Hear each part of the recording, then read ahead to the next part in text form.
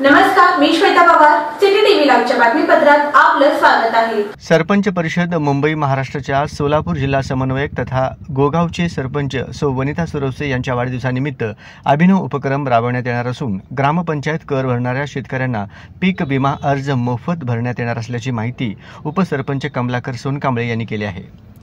जिल्हा परिषद शाळा गोगाव येथे सरपंच सौ वनिता सुरवसे यांच्या वाढदिवसानिमित्त विविध कार्यक्रम घेण्यात आले। यावेळी सर्व मुलामुलींना शालेय साहित्य व खाऊ वाटप करण्यात आले। यावेळी बोलताना कमलाकर सोनकांबळे म्हणाले की सरपंच महिला असूनही गोगाव गावाच्या विकास कामासाठी सतत प्रयत्नशील आहेत। गावात मोठ्या प्रमाणात विकास कामे प्रगतीपथावर आहेत। सरपंच यांच्या वाढदिवसाच्या निमित्त गावामध्ये 101 वृक्षाचे रोपण करण्यात येणार आहे। यावेळी महाराष्ट्र राज्य मराठी पत्रकार संघ मुंबई व सिद्धार्थ सोशल फाउंडेशनच्या वतीनं सर्व मुलामुलींना शालेय साहित्य व खाऊ वाटप करण्यात आले।